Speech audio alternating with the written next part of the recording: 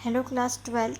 आज हम देखेंगे returning values from the functions. अब फंक्शन अगर कोई वैल्यू रिटर्न करता है तो कैसे रिटर्न करता है, और कोई फंक्शन होते हैं वो वैल्यू रिटर्न नहीं करते। तो इस तरीके से दो तरीके के फंक्शन होते हैं, एक तो रिटर्निंग एनी वैल्यू और नॉन रिटर्निंग एनी वैल्यू। तो रिटर्निंग वैल्यू फंक्शंस को हम नॉन वॉइड फंक्शन भी कहते हैं और नॉट रिटर्निंग वैल्यू फंक्शंस को हम वॉइड फंक्शंस भी कहते हैं। So let's start with returning a function. Function in the Python में और may not return a value. कोई फंक्शन वैल्यू रिटर्न करता भी है और कोई नहीं भी करता है। You already know about it. There are broadly two types of functions in Python. Functions returning some value, that is called non-void function, and functions not returning any value, मतलब फंक्शन अगर कोई वैल्यू रिटर्न नहीं कर रहा है तो उसको हम कहेंगे void functions। तो सबसे पहले देखेंगे नॉन void फंक्शन, मतलब फंक्शन कोई वैल्यू रिटर्न कर रहा है तो फंक्शन रिटर्निंग सम वैल्यू। तो फंक्शन रिटर्निंग सम वैल्यू की अगर बात करें तो फंक्शन के डेफिनेशन में रिटर्न स्टेटमेंट ज़रूर आएगा, और रिटर्न चाहे वो आप वैल्यू कर रहे हो, चाहे आप कोई वेरिएबल कर रहे हो, चाहे आप कोई एक्सप्रेशन को आप रिटर्न कर रहे हो, तो ये सभी फॉर्म हम देखेंगे। तो रिटर्न कैसे करेंगे फंक्शन में, रिटर्न और वैल्यू। जस्ट यहाँ पे आप देख रहे हैं the value being return can be one of the following.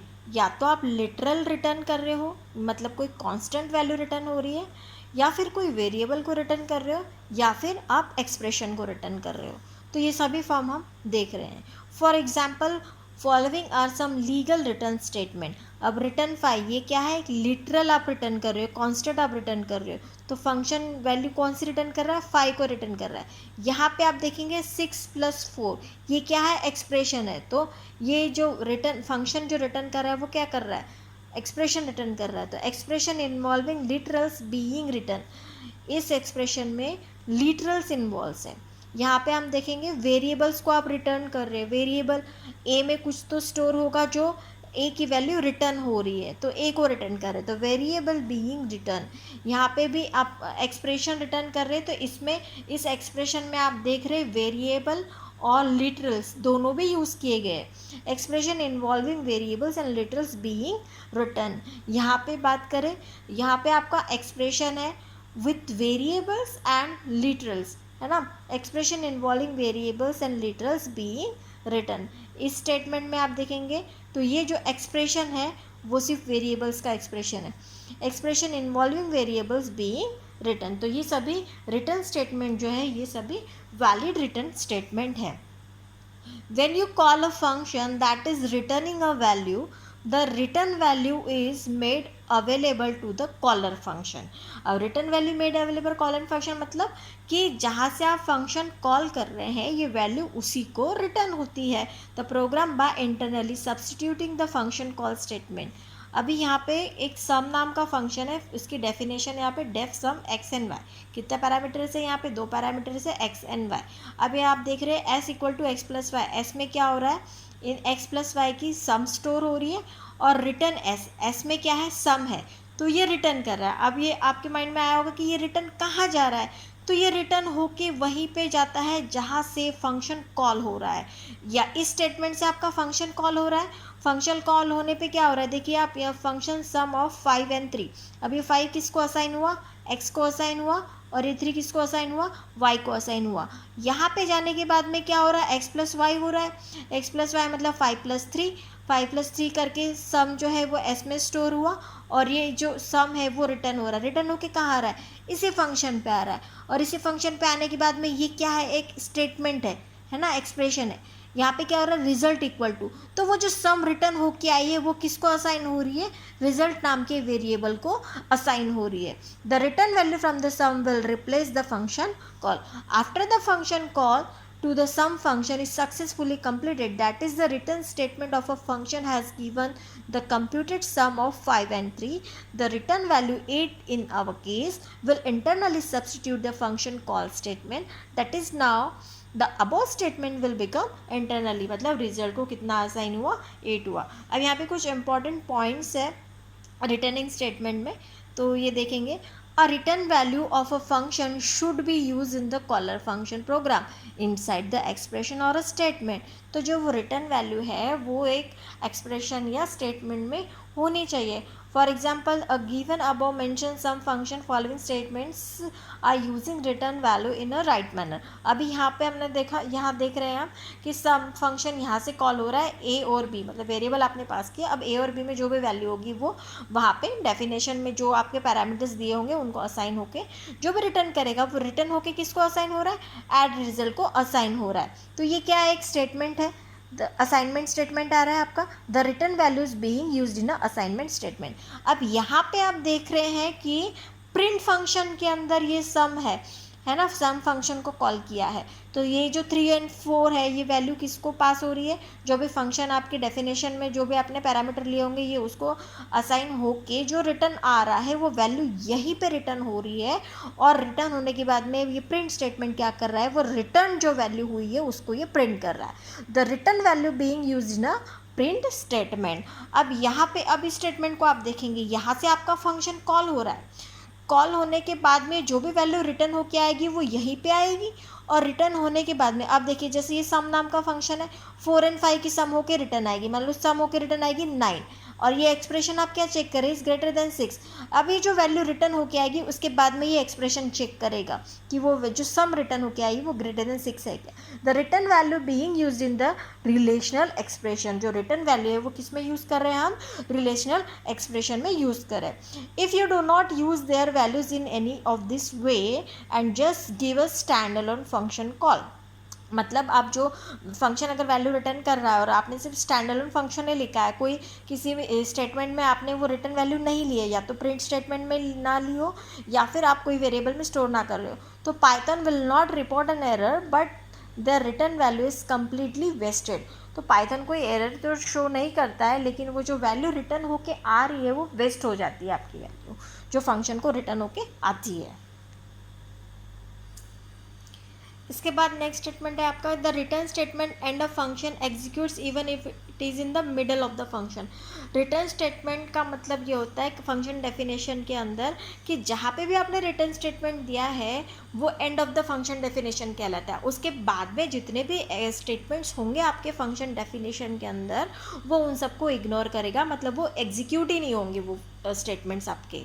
तो देखेंगे, the return statement and a function execution even if it is in the middle of the function. A function ends the moment it reaches the return statement. कोई भी function and कब होता है, जब वो return statement उसको दिखता है. और all statements in the function body have been executed whichever occurs earlier. Following function will never reach print statement as return is reached before that. अब इस फंक्शन में वो कह रहा है कि इस प्रिंट स्टेटमेंट को वो एग्जीक्यूट नहीं करेगा. क्यों नहीं करेगा, आप देख रहे हैं यहाँ पे चेक नाम का फंक्शन डेफिनेशन दिया गया है. इसमें मैथ डॉट फैक्ट जो भी होगी आपकी वैल्यू वो ए की वैल्यू कैलकुलेट होके इसी में ए में स्टोर हो रही है और यहीं पे रिटर्न स्टेटमेंट आपने दे दिया है. ठीक है, अब ये रिटर्न स्टेटमेंट होके कहाँ आएगा, ये रिटर्न जो है जहाँ से कॉल किया है वहीं पे आ जाएगा ये वैल्यू, है ना. और ये प्रिंट जो है ये एग्जीक्यूट ही नहीं होगा क्योंकि यहीं से रिटर्न स्टेटमेंट आया और कंट्रोल आपका डायरेक्टली जंप किया जहाँ से आपने फंक्शन को कॉल किया था. इस वजह से ये जो प्रिंट स्टेटमेंट है आपका एग्जीक्यूट ही नहीं होगा. सो देखेंगे, this statement is unreachable because the check function will end with return and control will never reach this statements.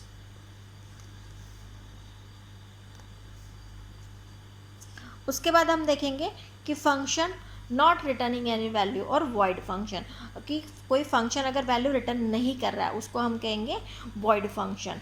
तो जस्ट सिंपली वॉइड फंक्शन को या तो अगर हमने रिटर्न स्टेटमेंट नहीं दिया है फंक्शन बॉडी में तो वो भी एक वॉइड फंक्शन ही होता है. और अगर रिटर्न स्टेटमेंट दिया है तो उसमें कोई वैल्यू नहीं दी है, दैट मीन्स कि ये रिटर्न क्या कर रहा है, कोई नॉन वैल्यू रिटर्न कर रहा है. The function that performs some action or do some work but do not return any computed value or a final value to the caller are called a void function. कोई भी value return नहीं कर रहा है उस function को हम void function कहते हैं। अ वॉइड फंक्शन मे और may not have a return statement. तो इसमें रिटर्न स्टेटमेंट लिख भी सकते हैं आप, नहीं भी लिख सकते। अगर लिख भी लिया तो वो क्या रिटर्न करता है, नन वैल्यू रिटर्न करता है। If a void function has a return statement then it takes the following form. अगर आपने कोई वॉइड फंक्शन में आपने रिटर्न स्टेटमेंट लिख दिया है तो इस तरीके से हम लिखेंगे, कोई भी वैल्यू नहीं। That is the return that is the keyword written without any value or expression.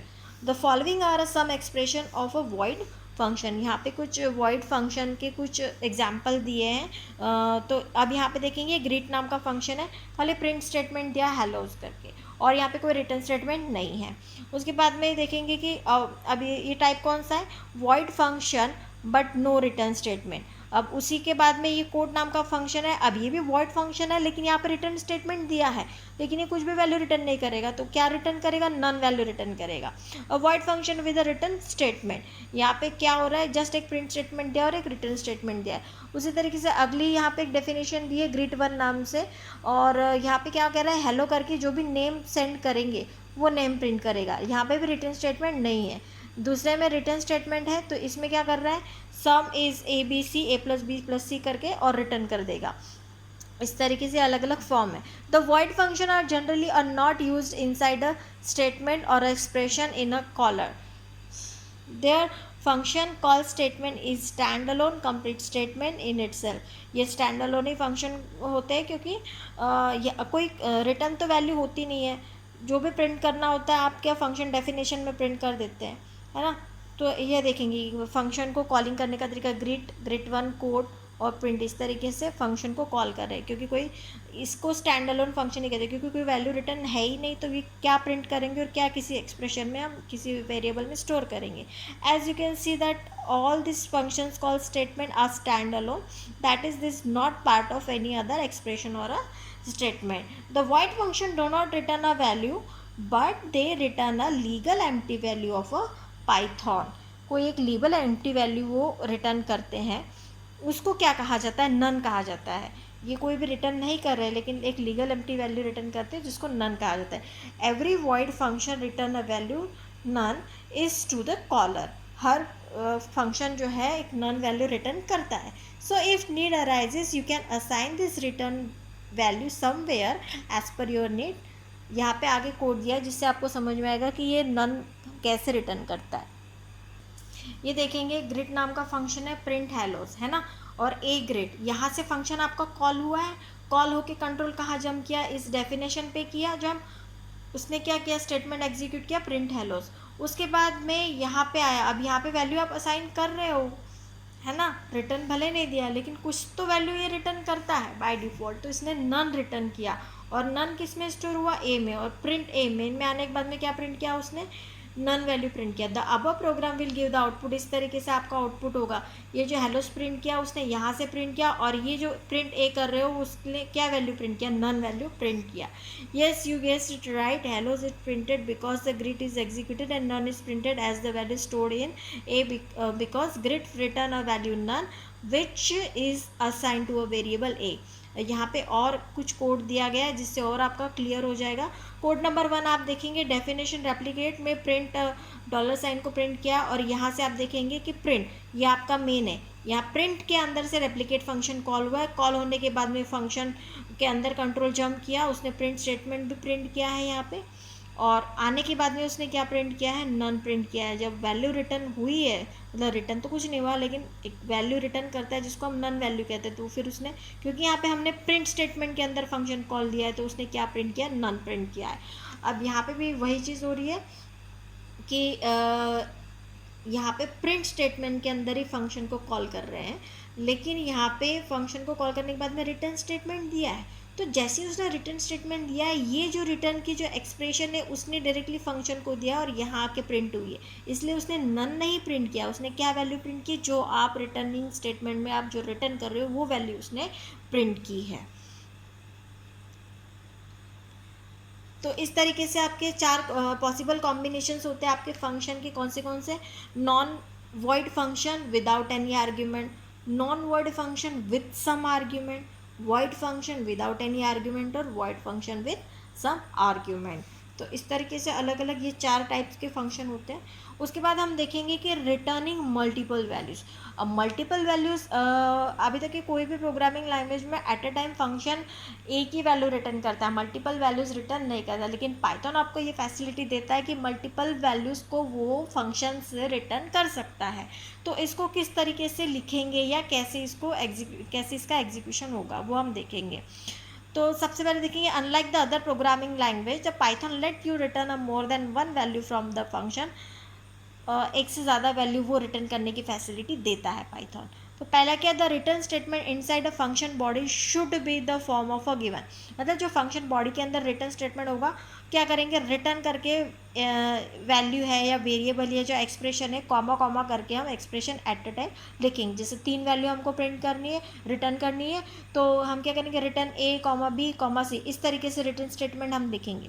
ठीक है। The function call statement should receive और use the return value in one of the following ways. इस तरीके से आगे देखते हैं, ये देखेंगे। पहला पॉइंट है कि either receive the return value in the form of tuple variable. तो जो भी रिटर्न हो रही है, अब यहाँ पे देखेंगे फंक्शन डेफिनेशन के अंदर x into x, y into y, comma z into z. तो 3 वैल्यू यहाँ से रिटर्न हो रही है at a time, x x x y y into and z z into, इस तरीके से। अब यहाँ पे देखिए इसने कैसे, ये आपका कॉलिंग है स्क्वायर 2,3,4, 3 वैल्यू आपके पास हुई, 2 गया x में, 3 गया y में और 4 गया आपका z में। यहाँ पे मल्टीप्लाई हुआ 2 इंटू 2, 3 इंटू 3, 4 इंटू 4, इस तरीके से 3 वैल्यू रिटर्न हुई। रिटर्न होके यहीं पर आई और यहाँ आने के बाद में वो किसको असाइन हुई, t को। लेकिन ये जो t वेरिएबल है वो किस तरीके का है, टपल टाइप का वेरिएबल है जिसमें एट ए टाइम 3 वैल्यू उसने स्टोर की है ना। देखो tuple t will be printed as, इस टपल में 4,9,16 इस तरीके से ये स्टोर होगा। या फिर एक तो तरीका ये है कि आप किसी टपल में आप वैल्यू को स्टोर करो, ठीक है। दूसरा तरीका है कि वैल्यू जब रिटर्न हो रही है तो डायरेक्टली उसको अनपैक कर दो, है ना, टपल में लेने की ज़रूरत नहीं है। डायरेक्टली डिफरेंट थी वेरिएबल डिफाइन करो यहाँ पे जैसे उसी तरीके से दिया है, और you make it directly unpack the receive values of a tuple by specifying the same number of variables on the left hand side of the assignment in the function call. मतलब आपको पता होना चाहिए कि नंबर ऑफ रिटर्निंग वैल्यूज़ कितनी है, तो उस तरीके से आप उतने ही वेरिएबल्स आप असाइनमेंट स्टेटमेंट में आप डिफाइन कर दे पहले ही, टपल लेने के बदले उसको पहले ही अनपैक कर दे। तो इस तरीके से देखिए, अब यहाँ पे 2 3 4, 2 गया y में, सॉरी x में, 3 गया y में और 4 गया आपका z में। तो x इंटू स्क्वायर जो भी आपका रिटर्न होके आ रहा है, तो v1 और v2 और v3 तीनों को असाइन होके आ रहा है।